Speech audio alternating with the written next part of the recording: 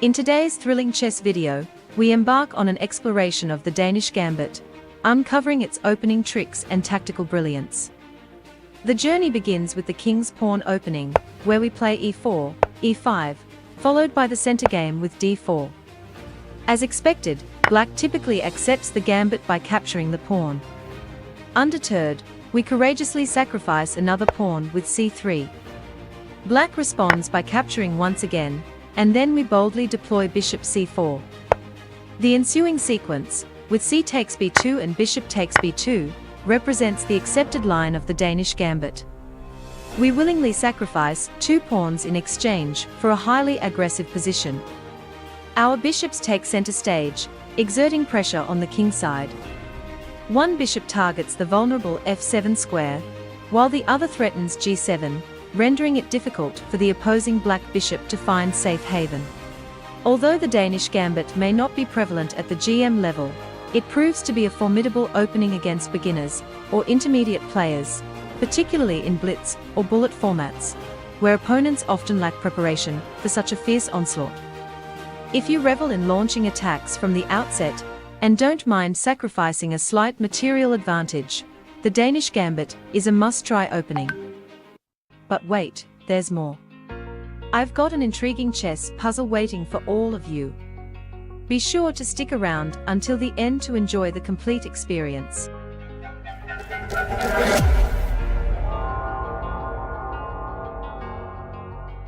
In this video, we delve into vital concepts and tactical ideas specifically tailored for white players. We dissect common variations, showcasing how you can effectively apply these strategies in your games. Prepare to witness the thrilling dynamics of the Danish Gambit unfold, as we equip you with the tools to dominate the board with astute tactical brilliance. Get ready to expand your repertoire, ignite your aggression, and conquer your opponents. Get smart and unleash the power of the Danish Gambit. As white, there are key principles to bear in mind. Firstly, since you are already 2 pawns down, it is crucial to avoid exchanging pieces whenever possible. Instead, maintain a super aggressive approach, refusing to play passive moves. Your objective should be to deny your opponent the opportunity to develop their pieces and launch an immediate assault on the black king. In this open game, your bishops are your prized assets. Refrain from exchanging them, as they play a vital role in your attacking plans. Don't hesitate to bring your queen into the action early on, exploiting her power to launch devastating attacks against your opponent. Sacrificing your bishop can often be a potent tactic, exposing the vulnerable black king. Stay vigilant for the right moment to strike. Keep a watchful eye on knight f6, a common move you'll encounter. Respond by pushing your pawn forward, forcing the knight to move once again, or even trapping it. The d-file will prove critical in this game, as it is likely to open up, presenting excellent opportunities for discovered attacks and targeting black's queen. Stay alert to these possibilities. Now, let's explore how to leverage these concepts in various common variations of the Danish Gambit. In one scenario, if black plays d6, we respond with knight f3. If black tries to pin our knight with bishop g4, it would be a big mistake. Can you figure out why? This is where the bishop sacrifice comes into play, as mentioned earlier. We capture the bishop with check, and after the king takes, we execute a clever tactic, knight to e5 check. Black cannot capture the knight with the pawn, as it would result in losing their queen. Consequently, black is forced to move the king, allowing us to capture their bishop. If you enjoyed this move, consider hitting the thumbs up button and showing your appreciation for the video. Now, let's move on to another popular line. After knight c6, knight f3, and knight f6, which are all standard development moves, we advance with e5, as discussed earlier. Black saves their knight with knight e4. Once again, we employ the same idea of bishop f7 check. Black takes the bishop, and this time, we follow up with queen d5 check. After the king moves, we simply capture the knight. While the material is almost equal, black's king is fully exposed, and they have lost the right to castle, putting us in a favorable position. Now, let's revisit another famous line. If black plays queen g5, threatening to capture our pawn, we entice them to go ahead with knight f3. If they fall for the trap and take the pawn, they are in trouble. Allow me to demonstrate. After black takes, we launch an attack on their queen with rook g1. They have no choice but to play queen h3. Here, we once again employ the bishop takes f7 check idea. Black cannot capture the bishop because after knight g5, they would lose their queen. Hence, they would have to play something like king d8. We then unleash the brilliant move rook g7.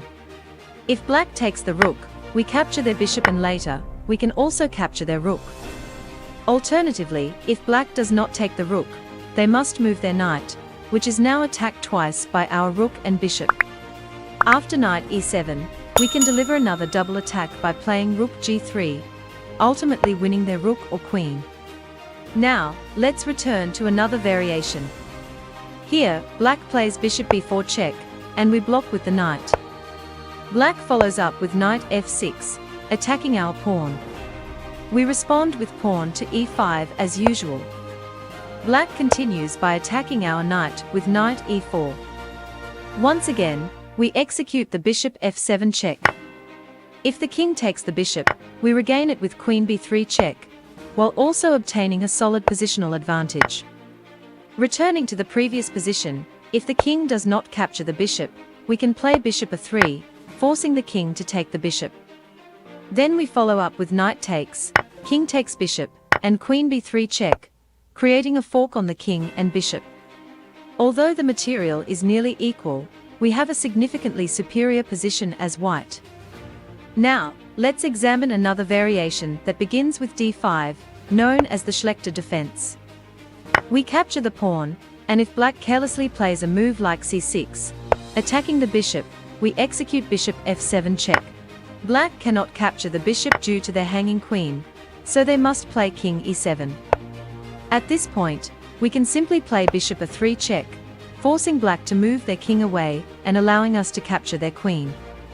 Now, you might be wondering how to play as black and prevent white from causing any damage. The best way to counter this opening is with the Schlechter defense, but it's crucial to know the correct approach. After d5 and bishop takes d5, your best move as black would be knight f6. This move eliminates the effectiveness of bishop f7, as after king takes, queen takes, black can play bishop b4 check, launching a discovered attack on the queen. Ultimately, white loses their queen, and if you analyze the resulting position, black gains a slight advantage. As black, you also have the option to avoid the Danish Gambit from the beginning. Instead of capturing the pawn on move 3, you can decline the gambit and play d5, which is known as the Capablanca defense. This choice maintains equal material and prevents white from pursuing an aggressive attacking game. Now, it's time for a puzzle. In the given position, it's white's turn, and you need to find the best move for white. Share your answers in the comments, and let's see how many of you can solve it correctly. Also, don't forget to like and subscribe to stay updated with future videos. Take a moment to check out the other videos appearing on your screen right now.